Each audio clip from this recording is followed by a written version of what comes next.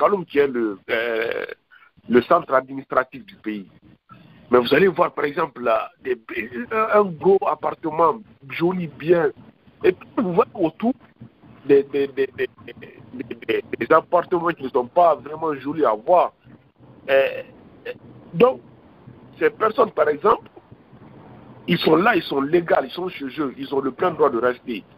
Mais si vraiment on veut rendre, par exemple, Kaloum vraiment digne de nom d'un centre-ville administratif, ces personnes doivent quitter en contrepartie, comme je pense que le projet là même était en cours dans le projet Vision Conakry 2040, ils avaient dit ça. Donc moi pour Dar es Salaam, j'ai ma même position encore, c'est la même position que j'ai comme l'affaire de Kapouraï. Moi je suis pour qu'on déguerpisse des gens, je suis 100% pour ça. C'est-à-dire qu'il y a des gens qui vont dans des endroits, que ça soit légal, pas légal ou pas, même Conakry quand même, il faut vraiment parce que même pas pour ce gouvernement, peut-être d'autres gouvernements vont venir, ils vont construire comme ils le disent. Mais il faut que vraiment que de certains, qu'on débarrasse Conakry et qu'on rebâtit Conakry.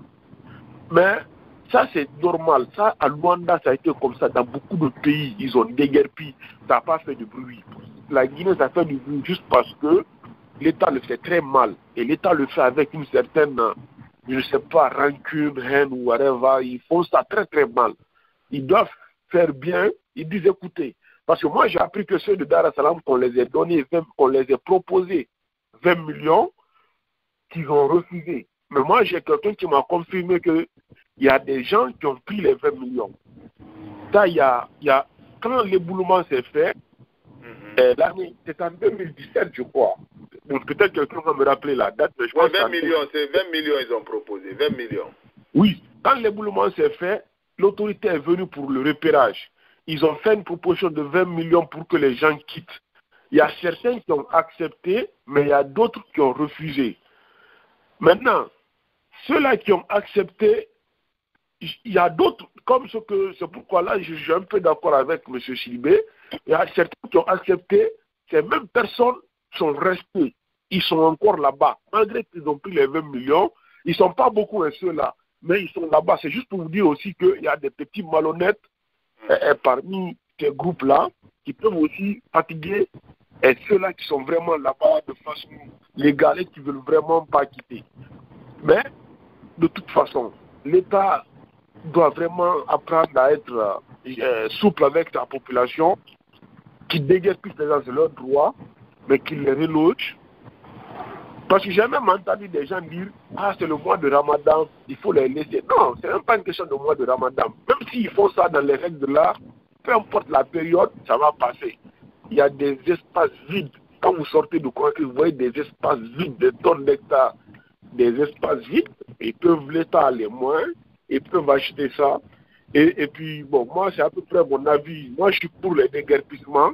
Mais juste que l'État doit mettre un peu de force dans les déguerpissements, quoi. Donc, moi, je suis 100% pour ça, les déguerpissements. Honnêtement, je suis pour vraiment qu'on déguerpisse. Parce que moi-même, j'avais fait ça, la dernière fois. Si moi, je pouvais même, on déplace la capitale en toute Conakry. Parce que Conakry, monsieur, c'est vraiment encombré. Il y a un quartier là-bas, on appelle Hafia. Non, mais c'est impossible. Non seulement c'est désenclavé, c'est encombré, mais aussi c'est sale. De route. Les gens là qui quittent actuellement, là, c'est le mois de Ramadan, les gens qui quittent au centre-ville, il faut des fois 2, 3, 4 heures. Le jour que le président, je ne sais pas c'est quel président qui était venu en Guinée, avec les cortèges, ils ont bloqué une route. Parce qu'il n'y a pas d'autre route. Quand ils bloquent une seule route, là, comme highway, monter à l'aéroport, ils bloquent là-bas, c'est fini. Tout Conakry est paralysé. Ceux qui viennent de... Mais M. Condé, est-ce que ce que Sylvie a dit, vous êtes d'accord? Est-ce qu'Alpha Condé nous a présenté des projets qui comptent réaliser dans ces domaines-là? Dans ces domaines, non. Dans ces domaines, il y a juste, ils ont dit qu'ils vont déplacer le centre administratif à Koloma. Jusqu'à présent, depuis qu'ils ont déguerpi Koloma là, il n'y a rien. Ils disent aussi qu'ils vont construire, je crois, une usine de transformation de déchets à Dar es Salaam. Que la société de l'homme, M. Sylvie. Non, bon, moi, je n'ai pas cette information. Peut-être que lui, il a l'information. Mais concernant Dar es Salaam, je n'ai pas l'information. Mais pour Koloma, il n'y a rien d'abord qui est visible là-bas. Mais ce que moi, je dis, honnêtement, les gens là qui sont quittés là-bas, à Dar es Salaam, si l'État faisait ça dans les règles de l'art, l'État aurait sauvé même ces personnes-là. Parce que ces personnes-là étaient dans des maladies là-bas insupportables. Mais moi, je veux vous dire, il y a un quartier en Guinée, c'est juste à côté, c'est Hafia, M. Bangoura. J'ai vu les images de là-bas. Là, c'est la saison des pluies. Eux-mêmes, c'est devenu une habitude pour eux. La saleté. Eux, ils vivent dedans même. Ils vivent avec la... Ils vivent quand la pluie vient, l'eau monte dans les maisons. Ça rentre des fois jusqu'à dans les maisons. Mais ils vivent avec... Mettez-vous à mute, les gens qui ont des micros ouverts là. Mettez-vous à mute, s'il vous plaît. Donc, moi, pour moi, quand même, pour une ville comme Conakry, qui est la capitale de la Guinée, il y a certaines choses qu'on ne doit pas voir. Il y a certaines, quand même, choses vraiment que vraiment, c'est pourquoi moi, vraiment, si moi j'étais autorité, j'allais proposer, comme je l'ai toujours fait, une nouvelle capitale. Parce que si on commence à reconstruire Conakry comme on le veut, il y aura beaucoup de dédommagements, ils vont casser beaucoup, et ça va faire beaucoup de moins. En tout cas, l'État doit vraiment voir une stratégie de création d'une nouvelle capitale. Comme ça, c'est une nouvelle capitale, un terrain neutre, il n'y aura pas de dédommager tel ou tel. Bon, l'État peut construire là-bas ce truc. Mais en tout cas, Conakry est trop encombré. Ça aussi, c'est une vérité. Il faut que les gens comprennent que Conakry. Je vous dis, comme l'année passée, la semaine passée, on parlait du drame de Daboundi. Mais, M. Bangoura, si vraiment l'urbanisation était respectée, il n'y aurait pas eu ce drame. On parle de 5 morts ou 6 morts. Mais si l'urbanisation de Conakry était respectée, les gens ne construisent pas n'importe comment, il n'y aurait pas eu ce drame. Donc, il faudrait que nous-mêmes, on voit notre responsabilité aussi dedans. Moi, par exemple, je ne vais pas le construire comme ça, n'importe comment bloquer la voie de l'eau. Et puis, je sais que ça, si je bloque la voie de l'eau, ça peut déborder sur d'autres personnes. Donc, il y a tout ceci à voir. Donc, c'est un débat un peu sensible, c'est un débat un peu compliqué. Moi, quand même, c'est ma position officielle. Je suis pour qu'on déguerpisse, mais il faut qu'on mette la forme dedans. Mais je suis un peu d'accord avec une partie de ce que M. Sylvain disait. Il y a des gens qui sont très malhonnêtes aussi. Ça, c'est le Guinéen, ça. On peut les dédommager aujourd'hui, ils restent, et puis ils restent et puis essayer de jouer au jeu. Quand les journalistes viennent, ils pleurent ou quoi, mais tandis que lui, à l'intérieur de lui, il a eu son dédommagement. Donc, moi, je pense que l'État doit faire une communication pour dire ceux-là qui sont dédommagés avec les 20 millions, qu'on les repère, mais ceux-là qu'on n'a pas dédommagés, moi, je demanderai aux familles de prendre ces 20 millions. Et Rana Tongo, c'est mieux que rien.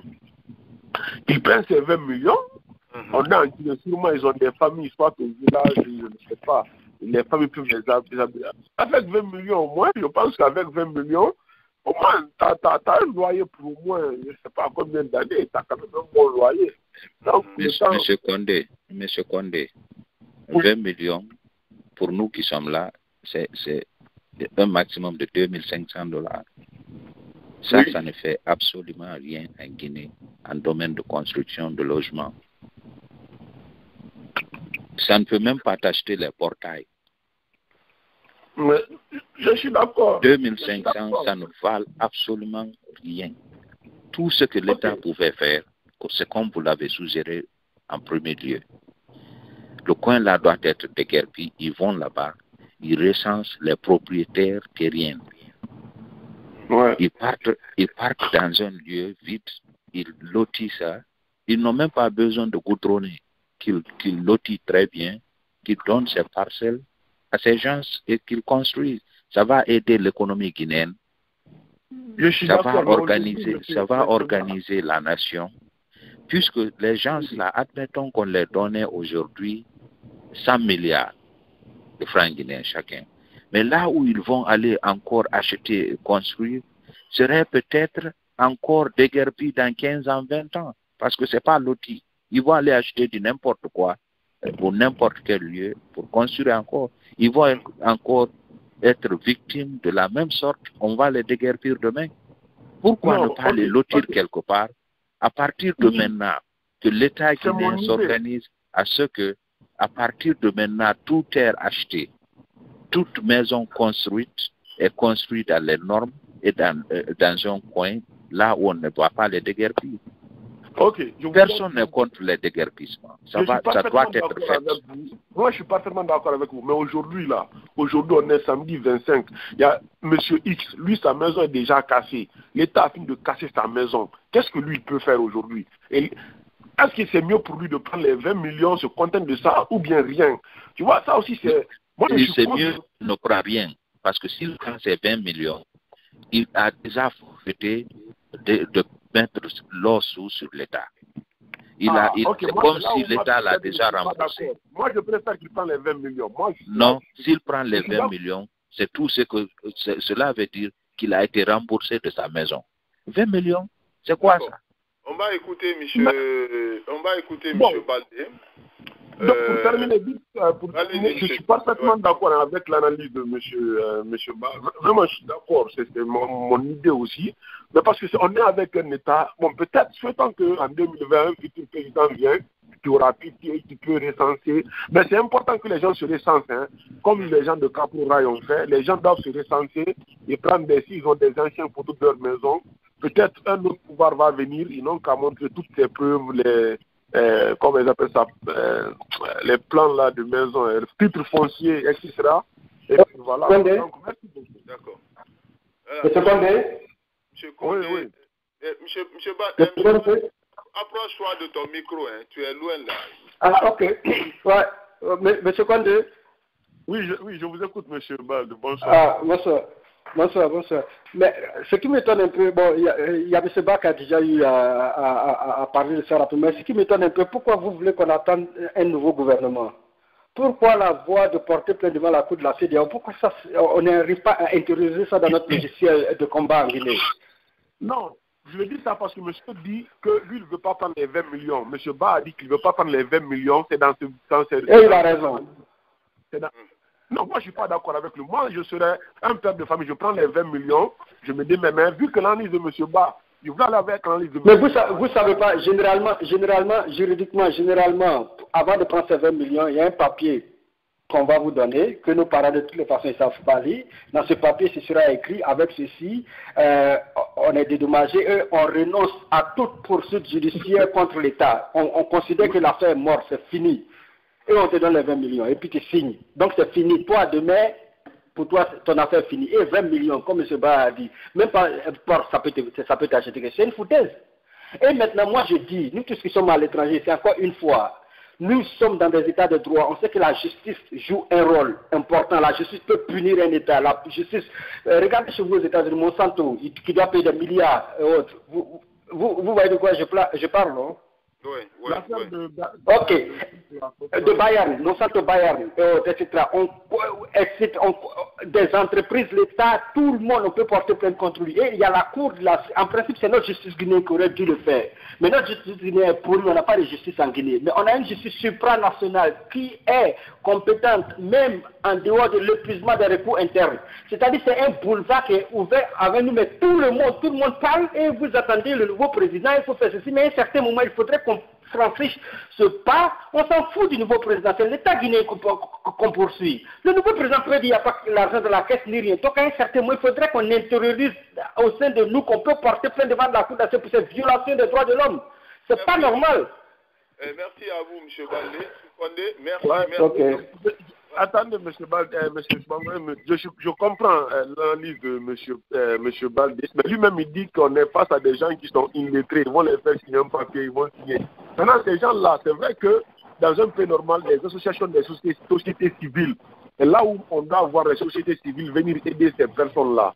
Mais comme lui-même il dit, il peut aider des gens, lui-même c'est un juriste, il a des organisations, c'est bon qu'il contacte et puis voir ça. Je suis partant pour cette idée. Si ça peut prospérer, ça mieux, parce qu'un parti politique qui a porté plainte à la Cour, ils ont réussi. Donc c'est une possibilité aussi. Donc, en tout cas, c'est un débat. Mais moi, vraiment, avec ce gouvernement-là, je ne vois pas du tout une issue. Donc merci beaucoup. Voilà, merci à vous, M. Condé. De passage, je dis bonsoir à M. Si de Indiana, M. Baldé de Philadelphie, bonsoir. Comment allez-vous? On va aborder dans le même projet de déguerpissement. C'est où se trouve. Sur le programme de Alpha Condé, Sidia a reçu sa lettre avant-hier en lui demandant de quitter les lieux de la minière. Voilà. donc vous savez que c'est les maisons de l'État que ces deux politiciens aussi occupent.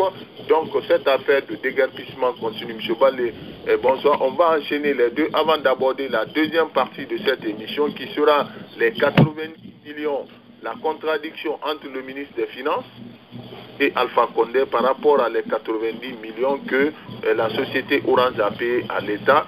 Avant de parler de cette affaire du troisième mandat, pourquoi les RPGistes insistent sur cette affaire de nouvelle constitution? M. Balé, c'est à vous l'antenne. Alors, bonsoir, M. Léo. Bonsoir. Je vous souhaite bonne carême et à tous ceux qui sont sur le panel. Merci à vous de tous même. les auditeurs. Alors, vous avez dit parler de déguerpissement. Vous avez parlé de logement de Seloudalin ou autre? Oui, on va ajouter, c'est une information que je donne, mais j'aimerais que vous donniez vos points de vue par rapport à cela. Cette affaire de déguerpissement ne s'arrête pas seulement au domaine de l'État, mais aussi les maisons les maisons de l'État occupées. Sidia Touré a reçu une lettre hier en lui demandant de quitter les lieux. Vous savez, son ministre Cham a été vidé des maisons de l'État. Sidia lui-même, il a reçu une lettre hier de quitter les lieux. Je crois que celui-là aussi habite dans une maison de l'État. Il va recevoir sa lettre. Donc, ce projet de déguerpissement-là ne s'arrête pas seulement au niveau de la population. Je crois que ça ira jusqu'à atteindre certaines personnalités de la Guinée. Oui, moi je veux qu'on parle de ça et puis on continue à parler de la défense de la Constitution parce que on peut tout amener, on peut tout mettre sur table pour faire oublier les gens l'actualité. Oui, tout à fait. Donc, la défense de la Constitution doit être parlée aussi en même temps qu'on parle de déguerpissement. C'est bon. Oui, parce que l'affaire de maison de Seloudalin, là, il y a longtemps, on a commencé à parler de ça. Mais le gouvernement avait oublié pour ça. Maintenant, là, il peut faire revenir ça pour pouvoir orienter. Ils ont fait revenir. Je t'informe que Sidia a reçu une lettre de quitter. Oui, c'est ce que j'ai dit. C'est ce que j'ai dit. Tous ceux qui sont c'est pas convention pour défense de la Constitution là, ils vont tous recevoir des lettres. Ah bon, d'accord. Oui, c'est que c'est une période de lettres quoi. De lettres. Mais ça ne doit pas les désorienter pour défendre la Constitution. Moi, c'est tout ce que je veux. Tout à fait. Même si les lettres tombent par le ciel, de n'importe comment, il faut qu'ils s'intéressent à la défense de la Constitution. Donc, ça, c'est vraiment important pour la Guinée. Donc, pour l'affaire de Dar es Salaam et autres, moi, j'ai entendu des gens dire que les gens sont malhonnêtes de fait de prendre 20 millions ou autre. C'est parce qu'on parle de millions. Sinon, ça fait 2000 € juste. Pas plus. Si quelqu'un il vient, nous vivons ici, nous connaissons. M. Sidibé a souligné, a touché un point très important. Le fait de faire comprendre aux gens que ces gens-là, ils sont en train de vivre à un endroit où eux-mêmes, ils devraient avoir la volonté de quitter. Mais est-ce que de ne pas avoir la volonté de quitter cet endroit-là ne veut rien dire, ne nous dit rien? Parce que personne ne souhaite dans sa vie avoir une vie comme dont ces gens-là sont en train de vivre en Guinée. Aucun être humain. Maintenant, si la situation t'oblige à vivre cette vie-là, cela ne te dit rien, ne dit rien aux autres. Vivre à côté de ces ordures-là. Si l'être humain arrive à prendre la décision de rester, de faire toute sa vie à côté de ces ordures-là, cela ne veut rien dire. Cela veut dire beaucoup de choses. Donc c'est pour ces choses-là nous sommes en train de combattre pour que ce changement-là ait en Guinée. Ce n'est pas pour déguerpir ou autre chose. Il faut amener les gens à être vraiment conscients sur le temps, sur le lieu, la façon dont ils sont en train de vivre. Personne ne se souhaite une telle vie. Moi, en tout cas, je ne me souhaite pas. Je ne me souhaite pas vivre à côté de ces ordures-là. Donc, les gens, ils vivent là-bas, c'est parce qu'ils sont misérables. Leur vie est malmenée depuis des siècles maintenant. Ils n'ont rien. C'est qu'il n'y a rien, il y a la pauvreté. Les gens, c'est un signe de la pauvreté. C'est que ça veut dire que le Guinéen est malheureux. C'est ça, c'est ce qui est là aujourd'hui. C'est sur ça, là, il faut débattre. Ce n'est pas pour dédommager ou autre. Qu'est-ce qui amène les gens à choisir cette vie? C'est ça le débat aujourd'hui. C'est ça, tout un homme conscient doit aller dans ce sens-là.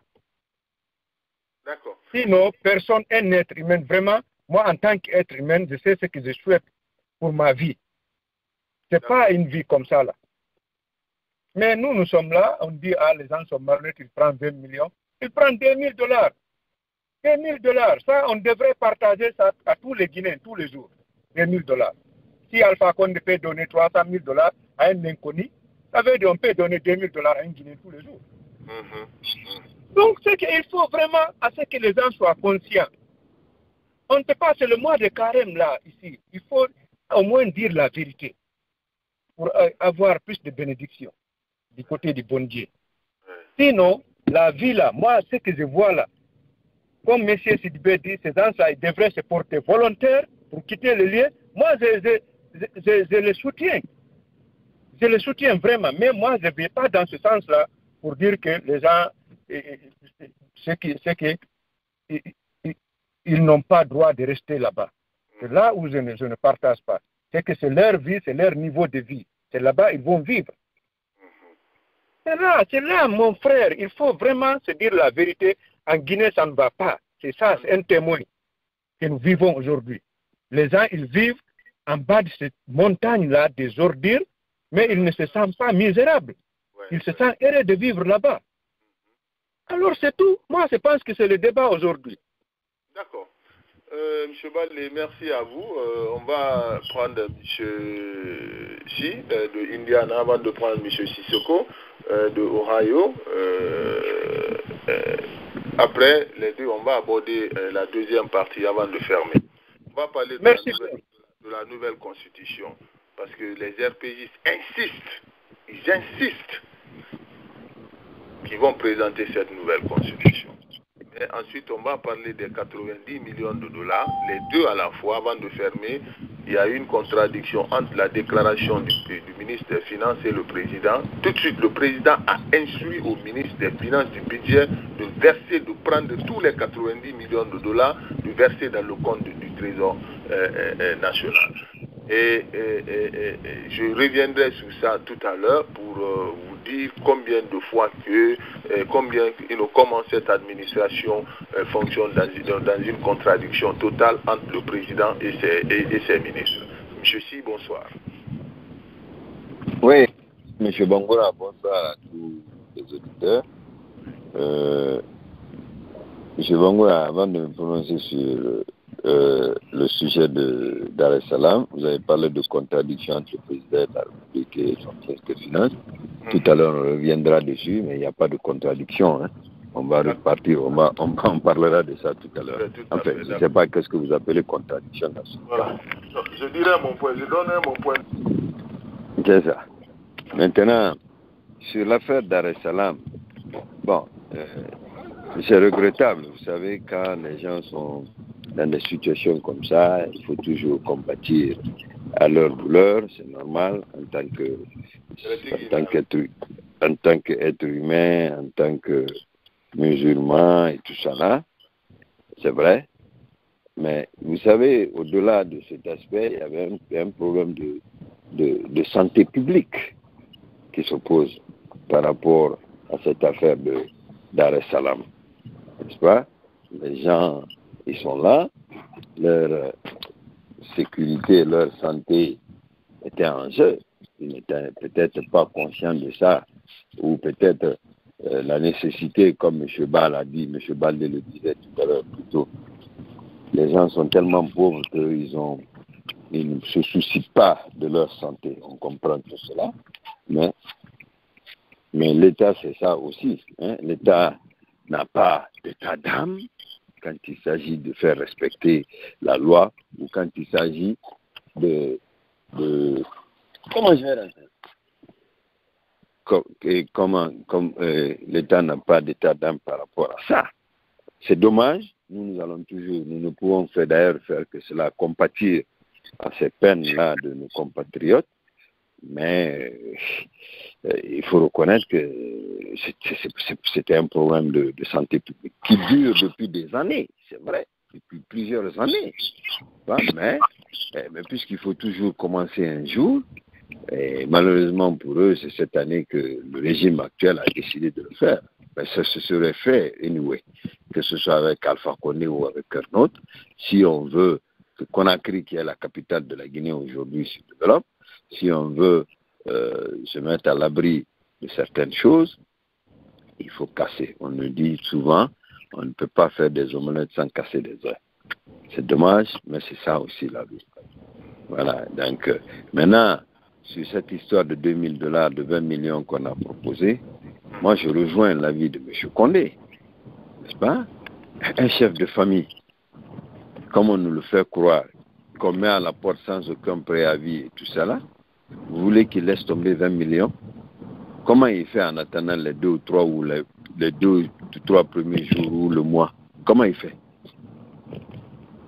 Vous savez, ça me rappelle les années 94, je crois, où je ne me souviens pas très bien, lors des premières élections communales à Kaloum, l'élection qui avait connu l'élection de Biriki Momo, n'est-ce pas? Nous avions un candidat contre Biriki Momo, et là j'ai oublié son nom, qui disait c'est mon abouin, pendant que Biriki Momo Koboru Funfum Makourira.